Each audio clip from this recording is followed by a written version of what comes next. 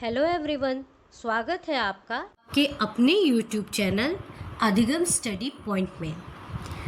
आज के इस वीडियो में मैं क्लास 10th का एसएसटी सब्जेक्ट लेकर आई हूँ, जिसमें फर्स्ट चैप्टर जो कि सिविक्स का है या पॉलिटिकल साइंस बोलेंगे जिसको, उस सब्जेक्ट का है। और इसके फर्स्ट चैप्टर का नाम है पावर शेयरिंग, हिंदी में इसे बोलेंगे सत्ता की साझेदारी। तो इस चैप्टर का डिस्कशन करेंगे आज और इसको हम आज पढ़ेंगे। तो शुरू करते हैं आज का वीडियो। पिछले कुछ दिनों से थोड़ी मैं बिज़ी थी, जिसके चलते मैं वीडियो नहीं बना पाई और इसीलिए बहुत दिन के बाद आज ये वीडियो लेकर आई हूँ। तो आज की वीडियो क्लास 10th की एसएसटी है और चलिए शुरू करते हैं आज की क्लास। देखिए, हमने क्लास 9th में डेमोक्रेसी के बारे में पढ़ा। लोकतंत्र, डेमोक्रेसी में क्या होता है? डेमोक्रेसी में हम अपने लीडर्स को खुद चुनते हैं वोटिंग सिस्टम के जरिए। ठीक, अब हमने ये चीज़ देखा कि जो डेमोक्रेसी है उसमें जो पावर होती है, लीडर्स तो हमने चुने, लेकिन जो गवर्नमेंट बनी उसमें जो पावर है किसी एक आदमी के हाथ में नहीं रहता। ये जो पावर है गवर्नमेंट के बहुत सारे ऑर्गन, मतलब 3 ऑर्गन है हमारे यहाँ, उनमें डिस्ट्रीब्यूटेड रहता है, किसी एक ऑर्गन में नहीं रहता। ये हमारे यहाँ कौन कौन से ऑर्गन हैं? एक है लेजिस्लेचर, दूसरा है एग्जीक्यूटिव और तीसरा है जुडिशरी। लेजिस्लेचर का क्या काम है? तो लेजिस्लेचर का काम है लॉज को बनाने का।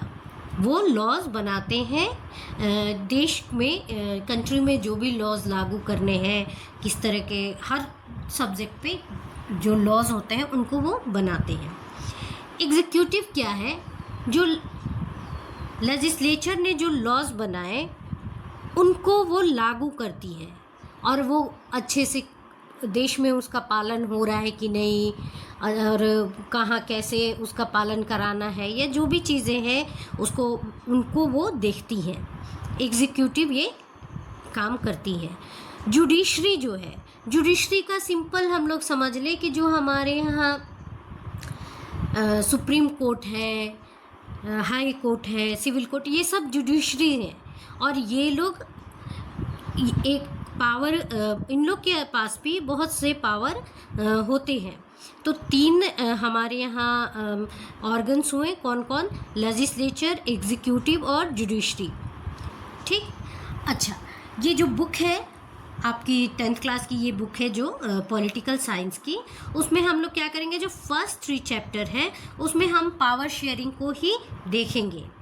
और इस चैप्टर में हम बेल्जियम और श्रीलंका की स्टोरी को देखेंगे कि वहाँ पे पावर शेयरिंग कैसे हुई, क्या हुआ और क्या क्या चीज़ें वहाँ हुई, इन चीज़ों को हम देखेंगे। और इन छोटी छोटी स्टोरीज़ के साथ हम, मतलब बेल्जियम और श्रीलंका की जो स्टोरी है, उन स्टोरी से हम एक कंक्लूज़न निकालेंगे, मतलब एक जनरल कंक्लूज़न निकालेंगे कि डेमोक्रेसी में पावर शेयरिंग क्या है और वह क्यों ज़रूरी है। इस चीज़ का हम इन स्टोरीज के द्वारा एक कंक्लूज़न निकालेंगे। तो ये तो है एक ओवरव्यू हो गया इस फर्स्ट चैप्टर का। ठीक, तो आगे बढ़ते हैं हम और हम देखते हैं बेल्जियम की स्टोरी। देखिए, बेल्जियम और श्रीलंका। बेल्जियम जो है एक स्मॉल कंट्री है यूरोप में, और इसका एरिया जो है वो हमारे हरियाणा के स्टेट का जो एरिया है, हरियाणा है हमारे राज्य हरियाणा, उसके एरिया से छोटा है। और इसकी जो बाउंड्रीज़ है वो फ्रांस, नीदरलैंड, जर्मनी और लग्जमबर्ग से लगी हुई है। क्या क्या देखा कि बेल्जियम जो है यूरोप का एक कंट्री है और उसका एरिया हमारा स्टेट जो है, इंडिया का स्टेट है हरियाणा, उससे कम है। और बेल्जियम का जो बॉर्डर है वो फ्रांस, नीदरलैंड, जर्मनी और लग्जमबर्ग से लगा हुआ है, मतलब इनसे बॉर्डर शेयर करता है ये। पॉपुलेशन जो यहाँ की वो 1 करोड़ से कुछ ज़्यादा है। हरियाणा से आधी है यहाँ की पॉपुलेशन, ठीक। लेकिन जो इनकी एथनिक कॉम्पोजिशन है वो बहुत ही कॉम्प्लेक्स है, मतलब जातीय संरचना वो बहुत कॉम्प्लेक्स है। क्या है यहाँ 59% लोग जो हैं वो फ्लेमिश रीजन में रहते हैं और डच बोलते हैं। कितने लोग? 59% फ्लेमिश रीजन में रहते हैं और डच बोलते हैं। 40% जो है वो बोलिविया रीजन में रहते हैं और फ्रेंच बोलते हैं। क्या बोलते हैं? फ्रेंच। तो क्या देखा हमने? 2 रीज़न देखा हमने। कौन कौन सा? हमने एक देखा कि 59% जो लोग हैं वो फ्लेमिश रीजन में रहते हैं और डच बोलते हैं। 40% जो लोग हैं वो वोलेनिया रीजन में रहते हैं और फ्रेंच बोलते हैं। तो कितने तरह के? 2 तरह के लोग हुए, एक फ्रेंच बोलने वाले जो कि 40% है और डच बोलने वाले जो 59% है। तो बचे 1% लोग। तो 1% जो लोग हैं वो जर्मन बोलते हैं। तो जर्मन बोलने वाले की संख्या जो है वो बहुत कम है, सिर्फ 1% लोग हैं। इसके बाद इसकी कैपिटल ब्रुसेल्स की बात करते हैं हम। जो ब्रुसेल्स है वहाँ 80% लोग फ्रेंच बोलते हैं। 80% लोग फ्रेंच बोलते हैं और 20% लोग डच बोलते हैं, ठीक। यहाँ 2 तरह की बातें हैं। पहला ये है, पूरे देश के नज़रियों को देखेंगे, पूरे देश को लेकर अगर हम चलते हैं तो सिर्फ 49% लोग डच बोलते हैं। और सिर्फ अगर हम कैपिटल ब्रुसेल्स को देख के बोलते हैं तो उसमें 80% लोग नहीं, सॉरी 20% लोग डच बोलते हैं। पूरे देश में कितने? 59% डच और सिर्फ ब्रुसेल्स में 20% डच, ठीक। और पूरे देश में अगर हम देखें तो 40% लोग फ्रेंच बोलते हैं और सिर्फ ब्रुसेल्स में 80% लोग फ्रेंच बोलते हैं, ठीक। तो ये इन लोग, तो हमने क्या देखा? हमने 2 कंट्रीज़ की स्थिति देखी, सिचुएशन देखी, बेल्जियम और श्रीलंका की। बेल्जियम में कौन मेजॉरिटी में है? बेल्जियम में मेजॉरिटी में है डच, और श्रीलंका में सिंहला स्पीकर्स जो हैं वो मेजॉरिटी में है। बेल्जियम में कौन? डच, और श्रीलंका में सिंहला स्पीकर्स जो हैं वो मेजॉरिटी में है। तो अब क्या हो सकता है कि दोनों जगहों पे टेंशन तो है ही। जैसे बेल्जियम में जो है वो डच ज़्यादा नंबर में है, तो वो क्या कर सकते हैं, जो फ्रेंच स्पीकर्स हैं वो उनके ऊपर हावी हो सकते हैं, अपनी मर्जी थोप सकते हैं। इसी तरह श्रीलंका में जो सिंहला स्पीकर्स हैं वो अपनी मर्जी तमिल स्पीकर्स पे डाल सकते हैं, और इससे क्या होगा कि उनके बीच में कॉन्फ्लिक्ट और ज़्यादा हो जाएगा। तो अब हमको ये देखना है कि आगे क्या हुआ, कि इन सिचुएशन का उन्होंने कैसे हल निकाला, क्या किया, कैसे इस प्रॉब्लम को सॉल्व किया। तो इसको हम देखते हैं।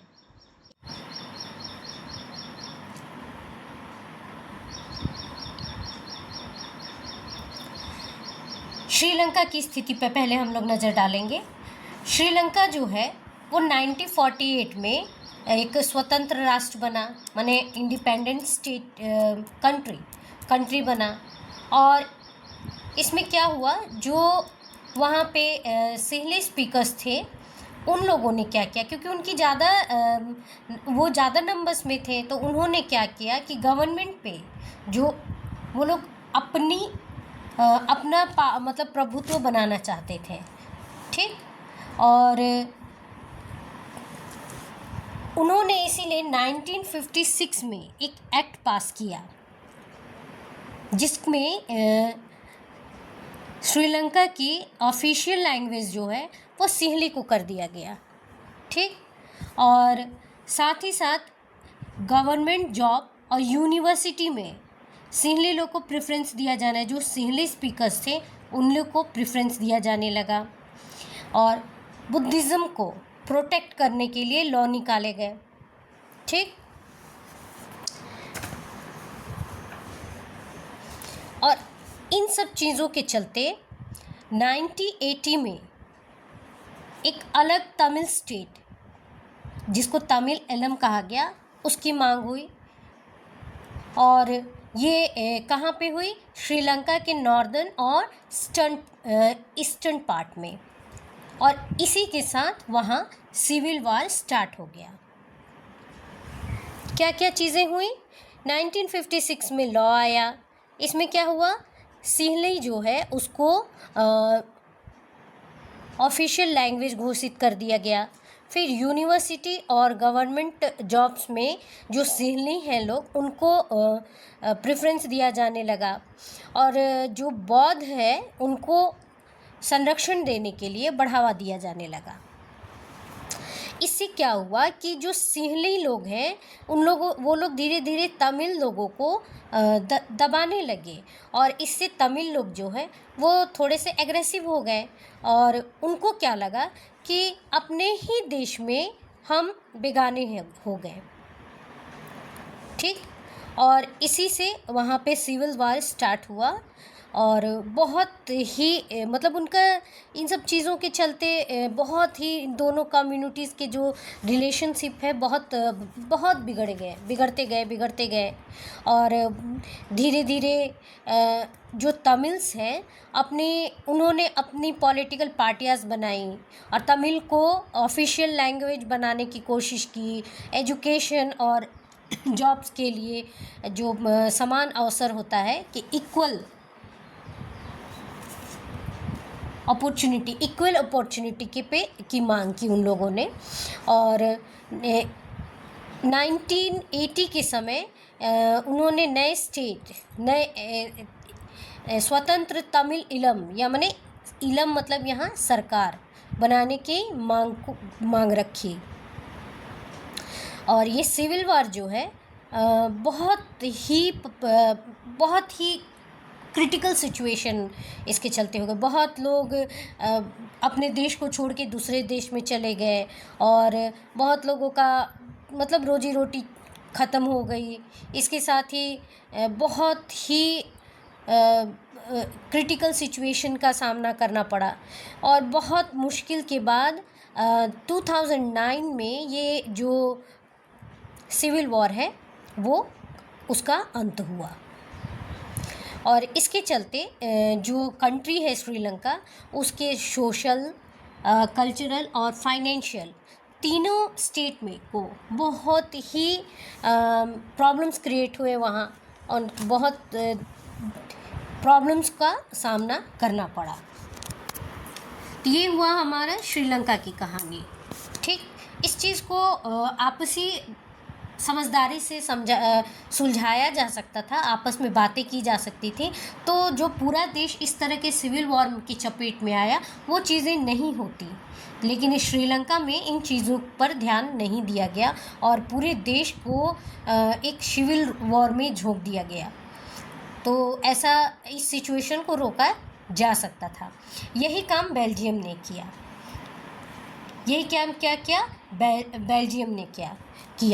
बेल्जियम ने क्या किया 1970 और 1993 के समय उन्होंने अपने कॉन्स्टिट्यूशन को 4 बार बदला, संशोधन किया। ठीक, तो क्या किया उन्होंने? सबसे पहला क्या किया कि उन्होंने कहा कि सेंट्रल गवर्नमेंट में डच और फ्रेंच स्पीकर जो मिनिस्टर्स होंगे उनका जो नंबर्स होगा वो इक्वल होगा। तो इन्होंने एक अच्छी बात की यहाँ कि सेंट्रल गवर्नमेंट में डच स्पीकर और फ्रेंच स्पीकर दोनों मिनिस्टर सेम नंबर में होंगे।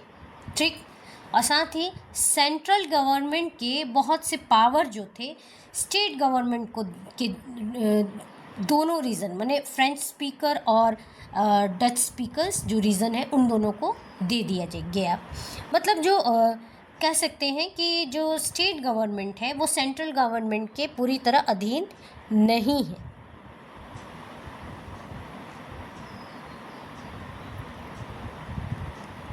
इसके बाद उन्होंने क्या किया, ब्रुसेल्स की बात करें जो कि कैपिटल है वहाँ का, बेल्जियम का।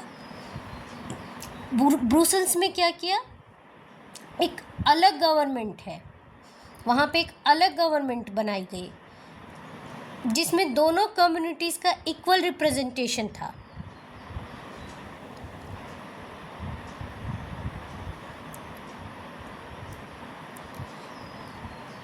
देखिए पूरे देश में क्या था, पूरे देश में कौन मेजॉरिटी में थे, पूरे देश में डच में मेजॉरिटी में थे, लेकिन ब्रुसेल्स में फ्रेंच मेजॉरिटी में है। हमने अभी पढ़ा यहाँ पे देखिए कि ब्रुसेल्स में 80% लोग फ्रेंच बोलने वाले हैं, तो ब्रुसेल्स में फ्रेंच मेजॉरिटी में है। ठीक, तो ब्रुसेल्स में जो सेंट्रल गवर्नमेंट है उसके जैसे ही उन्होंने भी ब्रुसेल्स में अलग गवर्नमेंट बनी, और फ्रेंच लोग जो थे, जो कि मेजॉरिटी में थे ब्रुसेल्स में, उन लोगों ने डच लोगों को भी, डच स्पीकर्स को भी अपनी गवर्नमेंट में इक्वल नंबर या इक्वल शेयरिंग दी। ठीक, और इसके बाद एक वहाँ पे एक तीसरे तरह की थर्ड काइंड ऑफ गवर्नमेंट भी बनी जिसको कहा गया कम्युनिटी गवर्नमेंट। कम्युनिटी गवर्नमेंट मतलब वो गवर्नमेंट जो अपनी अपनी कम्युनिटी, जैसे डच स्पीकर्स और फ्रेंच स्पीकर्स हैं, उनका प्रतिनिधित्व करेंगी, और उनका जो इलेक्शन होगा उनके लीडर्स का, वो उन्हीं कम्युनिटी के लोग करेंगे, और वो देश के किसी भी भाग में हो वहीं से अपने लीडर्स को चुन सकते हैं। तो ये एक उन लोगों ने प्रावधान किया। और जो कम्युनिटी गवर्नमेंट है उसका काम क्या था, उसका काम था जो कल्चरल, एजुकेशनल और लैंग्वेज रिलेटेड इश्यूज़ हैं उन पर डिसीज़न लेना।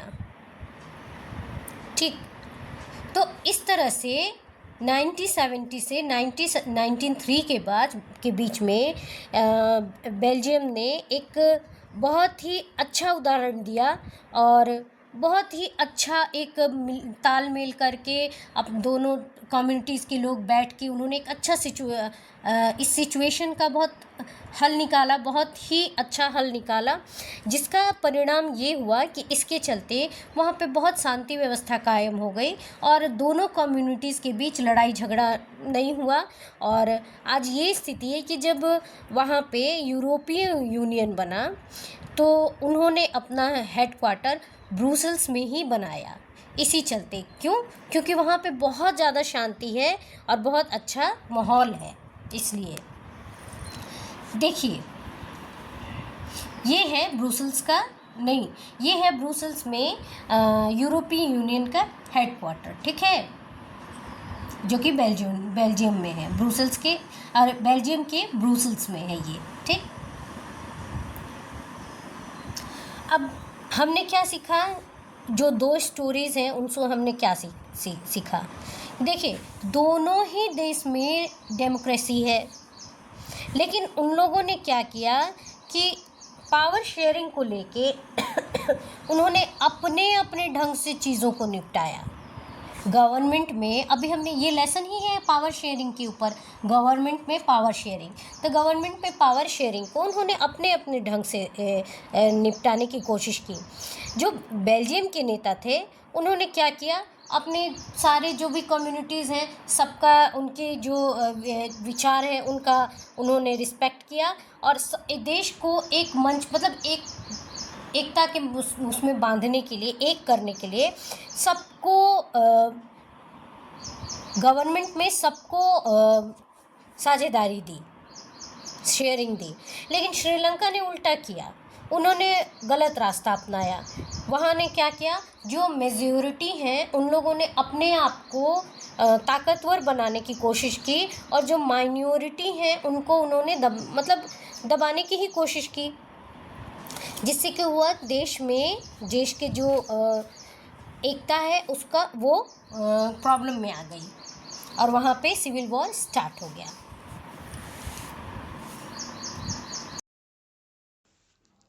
अगर हम पूरे कंट्री को लेकर चले, पूरे कंट्री को हिसाब से देखें, तो जो फ्रेंच लोग हैं वो माइनॉरिटी में है, क्योंकि अभी हमने पढ़ा ना कि पूरे कंट्री के हिसाब से ये जो फ्रेंच हैं उनकी जो संख्या है वो सिर्फ 40% है, ठीक।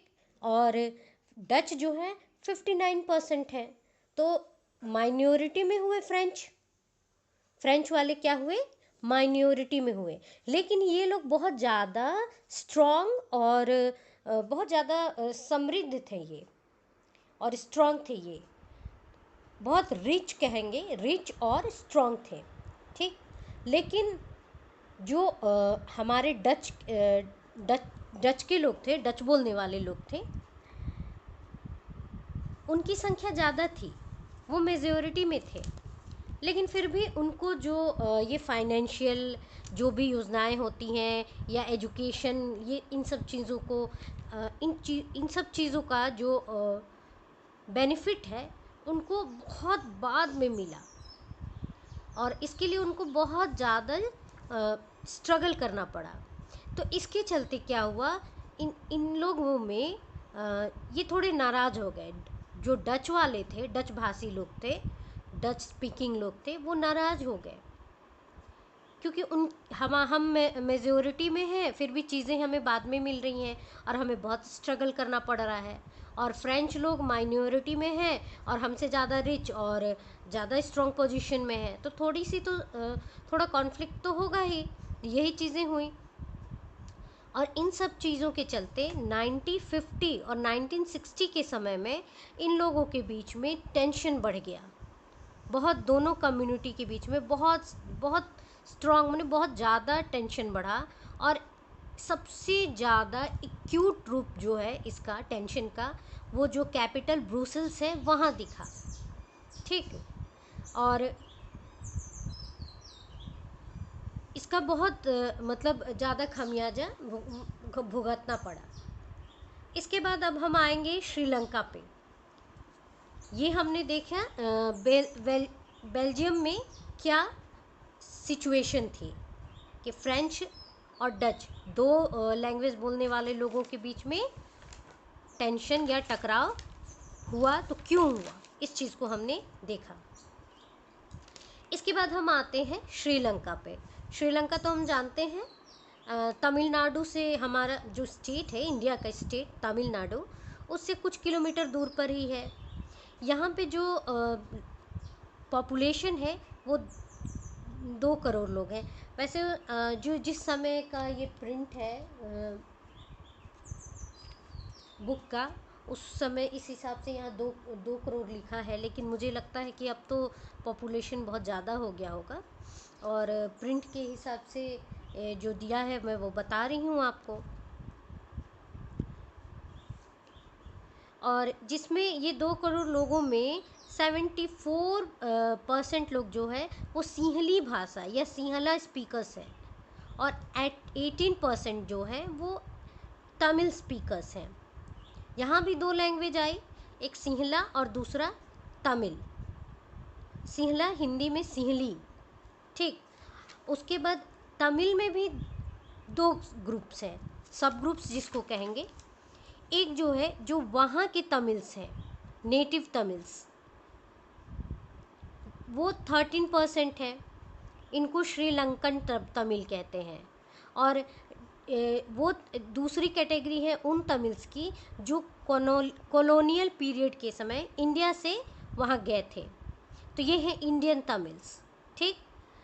और इसके अलावा यहाँ पे बुद्धिस्ट भी हैं, ये तमिल, हिंदी नहीं, बुद्धिस्ट है और हिंदू और मुस्लिम भी है यहाँ पे।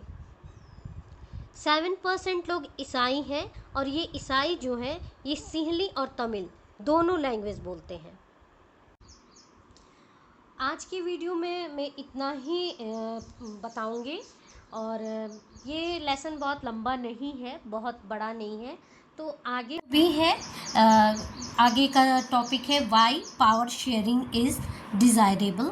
इसको मैं अगले वीडियो में कवर करूँगी।